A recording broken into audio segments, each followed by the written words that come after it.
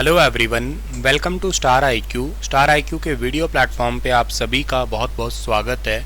कैसे हैं आप सभी? उम्मीद है कि आप बहुत बहुत अच्छे होंगे। तो दोस्तों, आज 16 अप्रैल 2023 के हरियाणा करंट अफेयर इस पर्टिकुलर वीडियो में हम पढ़ने वाले हैं। आज का दिन इसलिए इम्पॉर्टेंट है क्योंकि आज ही के दिन सबसे पहले ट्रेन चली थी इंडिया में, आपको याद हो तो 16 अप्रैल 1853 को लॉर्ड डलहौजी के टाइम पे दोपहर 3:35 के तकरीबन जो है ना, ये पहली ट्रेन चली थी। और ये चली थी कहाँ से कहाँ तक? बॉम्बे से लेके ठाणे के बीच में चली थी। बॉम्बे से कुर्ला चली थी इलेक्ट्रिक ट्रेन, और बॉम्बे से ठाणे जो चली थी ना, ये नॉर्मल भाप इंजन वाली जो ट्रेन थी ना, वो चली थी। खैर, आज का जो पहला क्वेश्चन पढ़ें उससे पहले कल आपसे एक सवाल पूछा था। क्या था कि हरियाणा में कौन शिक्षकों को शिक्षा नीति 2020 में एफिशिएंट बनाएगा? तो इसका ठीक आंसर था इग्नू। अच्छा, सेशन की शुरुआत करें तो हरियाणा में समृद्ध किसान हो रहा है। ऐसा है कि गेहूं की फसल खरीदने पे हरियाणा के द्वारा हरियाणा सरकार के द्वारा किसानों की जो भी फसल खरीदी जाती है उसका भुगतान 48 से 72 घंटों के अंदर किया जाता है। अब तक 81,381 किसानों के खातों में सीधा पैसा ट्रांसफ़र किया जा चुका है, 932.64 करोड़ रुपए।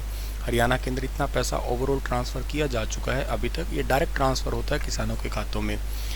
और अगर ये मान लेते हैं 72 घंटे से ज़्यादा टाइम निकल जाए, मतलब जैसे आज फसल आपकी बेची, हर 3 दिन हो गए पैसा नहीं आया, तो उसके बाद उस पर 9% की ब्याज की अदायगी के साथ पैसा चुकाया जाएगा। किस योजना के तहत अब तक हरियाणा में 5.5 लाख विद्यार्थियों को टैबलेट प्रदान किए जा चुके हैं?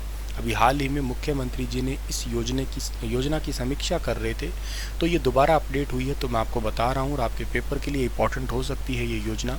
5.5 लाख विद्यार्थियों के लिए टैबलेट जो दिए गए थे, इस योजना का नाम था ई अधिगम योजना। इस योजना को पिछले साल स्टार्ट किया गया था 5 मई को। 5 मई कौन से को? 2022 को स्टार्ट किया गया था। कहाँ से स्टार्ट किया गया था? इसको स्टार्ट किया गया था रोहतक से। रोहतक के अंदर MDU यूनिवर्सिटी है, वहाँ से स्टार्ट किया गया, जिसमें बच्चों को टैब दिया गए थे। 5.5 लाख विद्यार्थियों को टैब प्रदान किए जा चुके हैं इस योजना के तहत हरियाणा के अंदर। इसके अंदर बेसिकली पर डे 2 GB का डेटा दिया जाता है फ्री में, और इसके साथ साथ 1000 करोड़ रुपए की महत्वाकांक्षी योजना थी, जब भारत में स्कूली शिक्षा को आगे लेके जाने के लिए हरियाणा सरकार ने इस योजना की शुरुआत की थी। हर टैबलेट के लिए 2 GB का डेटा है। 37,000 टीचर्स को भी टैबलेट फ्री दिए गए थे इस योजना के तहत। तो आपको ये तो याद है ही है कि 5.5 लाख बच्चों को टैब अब तक दिए जा चुके हैं। अपडेट है, पहले ये 5 लाख आंकड़ा, पर वर्तमान के लिए अपडेटेड है 5.5 लाख। और टीचर्स को कितना दिया जा चुका है? ये 37,000 टीचर्स को टैब दी जा चुकी है। आपको मैं बता देता हूँ इस टैब की कीमत कितनी है। 12,600 रुपये इस टैब की कीमत है। और इसका मिसयूज़ ना हो, इसके लिए भी इसमें कुछ ऐसे सॉफ्टवेयर डाले गए हैं जिससे बच्चे इसका मिसयूज़ ना करें। 8.7 इंच की ये स्क्रीन के टैबलेट फ्री में दिए गए हैं हरियाणा सरकार के द्वारा। चलिए, और इसके अलावा एक बात और याद रखना कि हरियाणा में 1,87,000 बच्चों को सेतु एप्लीकेशन से एजुकेशन दी जा चुकी है। सेतु एप्लीकेशन है, प्राइमरी में स्कूल में पढ़ने वाले बच्चे हैं, इनके लिए मोबाइल एप्लीकेशन लॉन्च किया गया था। आपसे पूछा जाएगा कि हरियाणा में प्राइमरी स्कूल में पढ़ने वाले बच्चों के लिए कौन सा मोबाइल एप्लीकेशन लॉन्च किया गया, तो नाम रहेगा सेतु मोबाइल एप्लीकेशन। हरियाणा पहली बार अपने ही स्तर पे बच्चों को टैबलेट देने वाला देश का पहला राज्य, और पूरे विश्व में कुल शिक्षा में 6 से 7 ऐसे देश हैं जो कि ब्रिंग ऑन डिवाइस नाम से योजना चला रहे हैं, जिसमें से हरियाणा एक है। बता देता हूँ, हरियाणा राज्य तो वर्तमान एक ही है जो ऐसे टैब के थ्रू बच्चों को पढ़ा रहा है।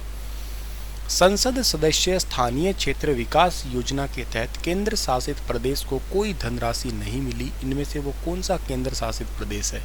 तो लक्षद्वीप को भी नहीं मिली, हरियाणा पंजाब की राजधानी चंडीगढ़ को भी नहीं मिली, अंडमान निकोबार को भी नहीं मिली, और दादरा नगर हवेली को भी नहीं मिली। ये सारे ही आंसर ठीक है एक्चुअली, लेकिन हरियाणा के पर्सपेक्टिव देखा जाए तो चंडीगढ़ को कोई धनराशि नहीं मिली।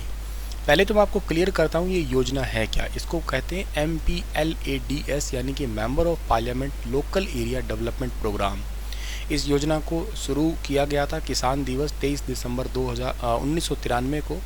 इसका मतलब क्या है? कोई भी मेंबर हो, मेंबर ऑफ पार्लियामेंट में, चाहे वो अपर हाउस का पार्लियामेंट, लोअर हाउस का पार्लियामेंट हो, चाहे वो अपर हाउस का पार्लियामेंट हो अपर हाउस का पार्लियामेंट हो, तो भी सॉरी अपर हाउस पार्लियामेंट और लोअर हाउस पार्लियामेंट का मेंबर हो, कहना चाहिए था मुझे, तो इनमें से किसी का भी मेंबर हो तो वो अपने संसदीय क्षेत्र में 5 करोड़ रुपए हर साल लगा सकता है, उसको ये अधिकार है। दो कंडीशन है बस, 15% जो है वो लगाएगा वो पैसा कहाँ पे, जहाँ पे शेड्यूल कास्ट पॉपुलेशन हो, और 7.5% वो लगाएंगे कहाँ पे कि शेड्यूल ट्राइब जो एरिया हो। ध्यान से सुनना, MPLADS का फुल फॉर्म पूछा जा सकता है, member of parliament local area development programme है।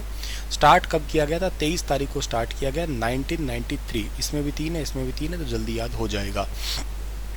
इसमें क्या है, लोकसभा या राज्यसभा का सदस्य जो भी होगा वो 5 करोड़ तक अपने संसदीय क्षेत्र में हर साल पैसा लगा सकता है डेवलपमेंट के लिए, जिसमें से 15% उनको अनिवार्य लगाना होगा वो पैसा SC कैटेगरी क्षेत्र में, और 7.5% लगाना होगा उनको ST एरिया के अंदर। ठीक है, तो इसी के तहत ये पैसा अभी रिसेंटली सबसे ज़्यादा फंड गुजरात को मिला है फाइनेंशियल ईयर 2023 के लिए, यूपी को भी मिला है पैसा इसके तहत ही।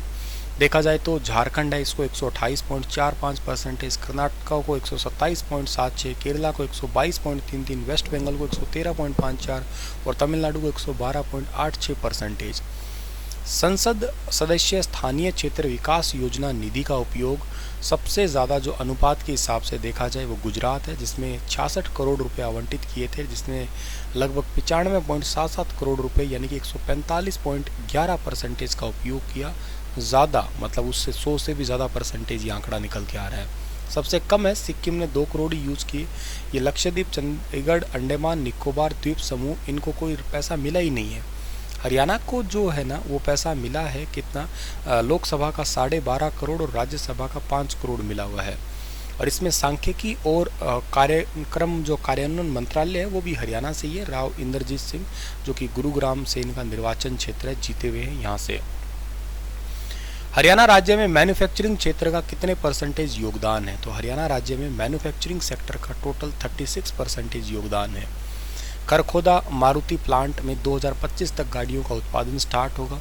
इसके अलावा एग्रीकल्चर सेक्टर में हमारा योगदान है 32% और मैन्युफैक्चरिंग सेक्टर के अंदर योगदान है 36%। GST ग्रोथ में उद्योगों का योगदान है 23% और 30% तक करने का जिसको टारगेट है।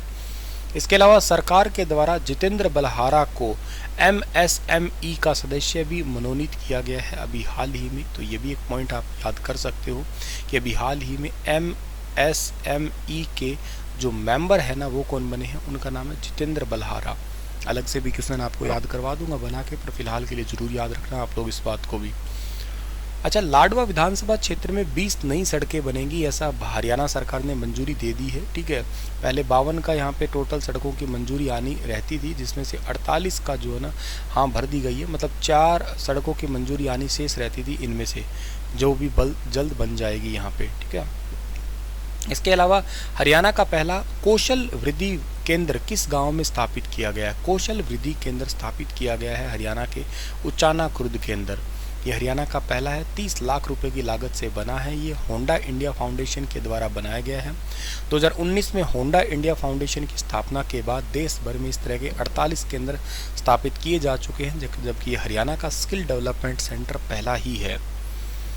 हरियाणा में मजदूरों व हर किसी के लिए छत मुहैया करवाने के लिए किस विभाग का गठन किया गया है? तो ये जो आपका गठन है विभाग का नाम है हाउसिंग फॉर ऑल विभाग।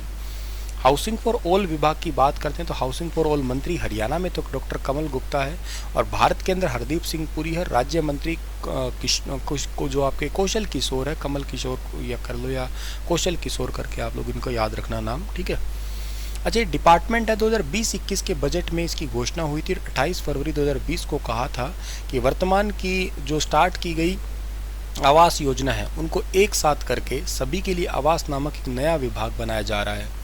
आवास बोर्ड हरियाणा के द्वारा BPL EWS के लिए आवास योजना है। ये शहरी स्थानीय निकाय के द्वारा राजीव आवास योजना, ग्रामीण विकास विभाग, प्रधानमंत्री आवास योजना, रजिस्टर्ड निर्माण आवास योजना, ऐसे कई सारे डिपार्टमेंट को मर्ज करके, जैसे आशियाना योजना, BC कल्याण योजना, डॉक्टर भीमराव अंबेडकर आवास योजना, इन सभी को मर्ज करके अब एक ही डिपार्टमेंट है जिसका नाम याद रखना है आपको।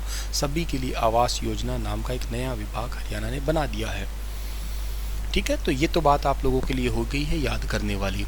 अच्छा, इसी के साथ में इस लेक्चर को तो मैं करता हूँ समाप्त, और आप लोगों के लिए इंपॉर्टेंट बातें हैं जो कुछ याद करने वाली, वो ये है, आप लोगों को ISA के बारे में पता है क्या? ISA क्या है? इंटरनेशनल सोलर अलायंस है। इसका हेडक्वार्टर कहाँ पे? इसका हेडक्वार्टर पड़ता है गुरुग्राम के अंदर। अच्छा, इसके हाल ही में अध्यक्ष कौन बने थे? इसके हाल ही में अध्यक्ष बने थे अजय माथुर बने थे। ये बात आप लोगों को याद रखनी है डियर, ठीक है ना। अच्छा, इसके अलावा आप लोगों को और क्या याद रखना है? अच्छा, अभी रिसेंटली एक ना इंटरनेशनल फिल्म फेस्टिवल हुआ था। कहाँ पे हुआ था वो 53 नंबर का इंटरनेशनल फिल्म फेस्टिवल हुआ था, गोवा के अंदर हुआ था। उसमें फ्रांस मुख्य देश था हमारा, ठीक है ना, अतिथि देश के रूप में था। तो ये बात भी आपको याद रखनी है। अच्छा, अभी रिसेंटली सूरजकुंड मेला है, वो कहाँ पे हुआ? फरीदाबाद में। कब से कब तक हुआ? 3 फरवरी से लेके 19 फरवरी के बीच में हुआ। थीम नेशन SCO थे और थीम स्टेट 8 नॉर्थ ईस्ट के जो है ना वो राज्य थे। चलिए, आपके लिए क्वेश्चन है एक particular, the hormone secreted from the posterior pituitary gland. Posterior pituitary gland से कौन सा हार्मोन निकलता है? ऑक्सीटोसिन, LH, प्रोलैक्टिन या रेनिन? बताइएगा इसके बारे में विस्तार से। मिलता हूँ आप लोगों को मैं अगली क्लास में, तब तक के लिए अपना ख्याल रखना। Thank you so much.